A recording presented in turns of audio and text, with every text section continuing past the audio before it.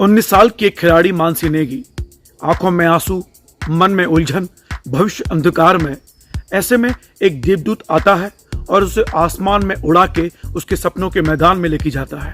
और उसके बाद मानसी नेगी ऐसा करती है कि सोशल मीडिया, राष्ट्र मीडिया सिर्फ उसके ही गुणगान करने लगता है, क्योंकि उसने 10,000 मीटर की वॉक रेस में जीता स्वर्ण पदक, वो भी राष्ट्रीय रिकॉर्ड तोड़ के। अगर वो देवदूत नहीं होता तो क्या उसके सपनों को नई उड़ान मिल पाती? कौन है ये देवदूत और मानसी नेगी कौन है, कहाँ की रहने वाली है, क्या है ये कहानी? देखिए इस वीडियो को अंत तक। तो हाय, मैं रवि के बिंदास बोल में आपका स्वागत है। सबसे पहले जानिए मानसी नेगी ने क्या किया है। मानसी नेगी ने 10,000 मीटर की अंडर 20 की वुमेन एथलेटिक चैंपियनशिप में गुवाहाटी में जाकर राष्ट्रीय रिकॉर्ड तोड़कर गोल्ड मेडल प्राप्त किया है, और 10,000 मीटर यानी 10 किलोमीटर की वॉक रेस में। और उन्होंने ये कैसे ये मुकाम हासिल किया है तो मैं बताता हूँ। 11 नवंबर शुक्रवार का दिन वो जाती है अपनी फ्लाइट लेने के लिए, और जब वो फ्लाइट लेने जाती है तो 5 मिनट वो लेट हो जाती है। उनको रोक दिया जाता है कि आपकी फ्लाइट मिस हो रही है, आप नहीं जा सकती, यहाँ से जाइए।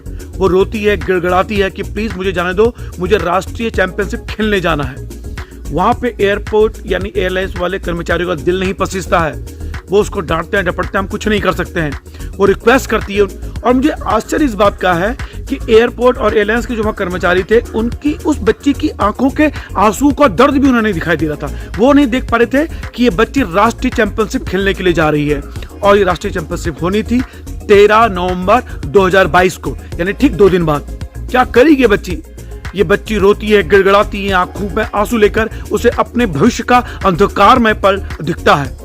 वो तुरंत भागती है दिल्ली रेलवे स्टेशन की तरफ। ऐसे में वो बच्ची एक देवदूत को फोन करती है, मैसेज करती है कि भैया कुछ करो, मेरे सपने टूट रहे हैं। और वो देवदूत तुरंत विवेक मिश्रा जी को फोन करते हैं।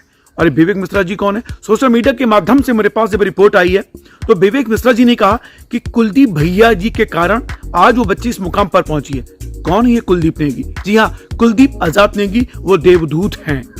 इससे मैं वो भारतीय जनता युवा मोर्चा के सह प्रभारी भी हैं और संघ के एक समर्पित सिपाही हैं। तो मामला जब कुलदीप आजाद नेगी के पास पहुंचा, उस बेटी का मैसेज कि भैया कुछ करो, मेरे सपने टूट रहे हैं, तो कुलदीप नेगी आजाद ने तुरंत फोन किया विवेक मिश्रा जी को कि बच्ची रेलवे स्टेशन में है, तुरंत उसकी परेशानी समझो और जितनी हर संभव मदद हो सकती है उसकी मदद करो, क्योंकि उसे राष्ट्रीय चैंपियनशिप खेलने जाना है। विवेक मिश्रा जी सुबह सुबह दौड़ते हैं, रेलवे स्टेशन पहुंचते हैं तो पता लगा कि जिस गुवाहाटी में जाने वाली है वो 36 घंटे बाद पहुंचेगी। मानसी निराश हो जाती है। आप जानते होंगे कि अगर हमें कोई तत्काल एयरलाइन की टिकट बुक करनी होगी तो वो कितने की होती होगी? सपनों से ऊपर। मैं यहाँ कीमत का जिक्र नहीं कर रहा हूँ, मैं सिर्फ भावनाओं का जिक्र कर रहा हूँ। और कुलदीप नेगी आजाद, जब उन्हें खबर मिलती है कि अगर बच्ची ट्रेन से पहुंचेगी तो उसको 36 घंटे बाद, यानी ये पहुंचेगी 14 तारीख को। ऐसे में कैसे मेहनत कर पाएगी ये? तो तुरंत वो उसको टिकट भेजते हैं कि जाओ बेटी, अपने सपने पूरे करो। और वो बच्ची जाती है, ठीक 1 दिन पहले वहां पहुंचती है, और उसके बाद वो प्रैक्टिस करती है। और 13 नवंबर 2022 को वो पल आता है जब वो राष्ट्रीय रिकॉर्ड तोड़ने के लिए पहुंचती है, जिसे पता भी नहीं था। और जब कुलदीप आजाद नेगी जी ने मदद की है, उन्हें नहीं मालूम था कि राष्ट्रीय रिकॉर्ड तोड़ने वाली है। उन्होंने बस एक बच्ची की मदद की जो गुहार लगा रही थी कि भैया मेरे सपने टूट रहे हैं, मुझे बचा लो, मेरे सपनों को बचा लो। और उसके बाद कुलदीप आजाद नेगी ने देवदूत की तरह वहां आके उस बच्ची की मदद की, और उस बच्ची ने राष्ट्रीय रिकॉर्ड तोड़ा है और आज गोल्ड मेडल जीता है। और आज भारतीय जनता पार्टी उत्तराखंड की सरकार, मंत्री, कार्यकर्ता सारे इस बच्चे के गुणगान में व्यस्त हैं। तो मैं धामी सरकार से निवेदन करना चाहता हूं कि ऐसे बच्चों की आज पूरी भाजपा सरकार, पूरे भाजपा के बड़े वरिष्ठ नेता तारीफ कर रहे हैं, लेकिन उस समय सब आप लोग कहाँ रहते हैं जब इन बच्चों को आवश्यकता होती है? लेकिन आज आप इस बच्चे को प्रमोट कर रहे हैं, धन्यवाद। उम्मीद करता हूं कि सिर्फ आप प्रमोट नहीं करेंगे, इस बच्चे की आर्थिक मदद भी करेंगे। अब मैं उन एयरपोर्ट वालों पे सवाल निशान लगा रहा हूं, मैं जानबूझ के एयरलाइन का नाम नहीं ले रहा हूं, लेकिन जिन्होंने इस बच्चे के साथ ये धृष्टता की, जिन्होंने इस बच्चे के आंसुओं को अपमानित करने की कोशिश करी है, अगर बच्ची नहीं पहुंच पाती, अगर ये देवदूत कुलदीप आजाद नेगी नहीं होते, तो क्या ये बच्ची आज राष्ट्रीय रिकॉर्ड तोड़ पाती? इसका भविष्य अंधकारमय होता है। अब मैं बताता हूं कि मानसी नेगी है कौन।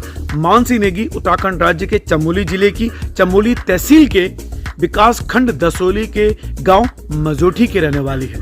और मैं बताऊं, इस बच्ची के पिता एक दुर्घटना में कुछ साल पहले उनकी मृत्यु हो चुकी है।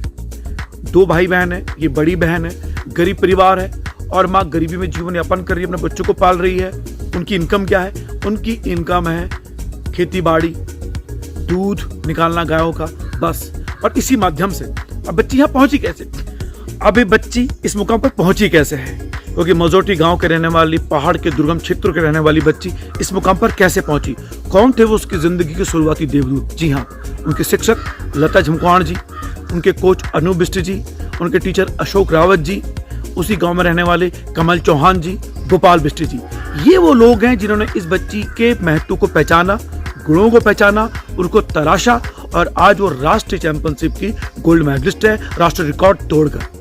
तो अगर ये देवदूत इसकी जिंदगी में नहीं होते तो बच्ची आज कहाँ होती है? तो मुझे उम्मीद है कि आपको वीडियो पसंद आया होगा, आपने मानसी नेगी के परिचय को समझा होगा और इसकी जिंदगी के उन देवदूतों को जिन्होंने इस बच्चे को यहाँ तक पहुँचाया है, उन सबको आपको प्रणाम करना चाहिए। मैं साधुवाद देना चाहता हूँ कुलदीप आजाद नेगी का, जिन्होंने इन बच्ची की तत्काल मदद की, तत्काल उसे टिकट मुहैया कराया और उसको उसके सपनों के मैदान में पहुंचा के सपनों की उड़ान दी। अगर वो नहीं होते तो आज ये बच्ची अंधकार में होती।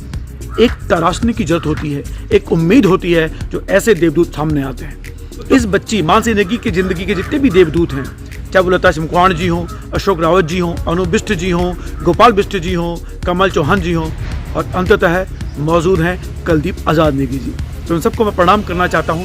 और मानसी नेगी जी ने इन सब की उम्मीदों में खरे उतर कर उनको वो सम्मान दिलाया है कि आज ये सब लोग चाहते होंगे कि हम और बच्चों की मदद करें, और मानसी नेगी ने इनको भी गौरवान्वित किया है अपने इस कार्य से।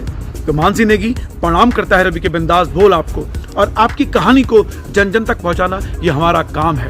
हम उम्मीद, और मैं धामी सरकार से एक बहुत विनम्र निवेदन करना चाहता हूँ कि सर, जब कोई व्यक्ति, जब कोई बच्ची अपने को सिद्ध कर देगी तभी आप लोग उसकी मदद के लिए आएंगे क्या? जब वो तरस रही होती है, जब उसकी उम्मीद बढ़ रही होती है, तब उनको आप नहीं कर सकते क्या? हमारी पहाड़ के दुर्गम क्षेत्र के ये जो प्रतिभाएं हैं, गरीब परिवारों की प्रतिभाएं, उनको तराशने के लिए आप कोई आर्थिक स्कॉलरशिप नहीं लागू कर सकते?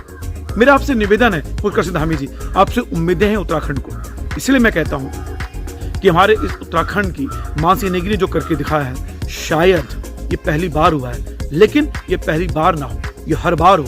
इसके लिए उत्तराखंड सरकार को ऐसी नीतियां बनानी चाहिए, क्योंकि हर समय कोई देवदूत मौजूद नहीं होगा कुलदीप आजाद नेगी की तरह। हर समय मानसी नेगी की तरह किस्मत अच्छी नहीं होगी, और भी लोगों की जो हो सकती हैं एक राष्ट्रीय चैंपियन। फिलहाल रवि के बिंदास बोल देखने के लिए शुक्रिया। अगर आप यहाँ तक आए हैं तो इस चैनल को सब्सक्राइब कराना भूलें, जो आपका अपना चैनल है रवि के बिंदास बोल। तो पहाड़ के जनित मुद्दों की खबर के लिए रवि के बिंदास बोल सबसे आगे रहता है। अगर इसको आप फेसबुक पेज में देख रहे हैं तो प्लीज पेज को फॉलो करना ना भूलें। तो मानसी नेगी को दंडवत प्रणाम करते हुए उन सभी देवदूतों को मैं साधुवाद देना चाहता हूँ कि अगर आप आज नहीं होते तो एक उत्तराखंडी होने के नाते मुझे भी फक्र नहीं होता, गौरवान्वित नहीं होना होता। तो एक देवदूत ने जिस तरीके से आसमान से उड़ाकर उस बच्ची को सपने के मैदान में पहुंचाया और राष्ट्रीय चैंपियन बनाया, साधुवाद। जय उत्तराखंड।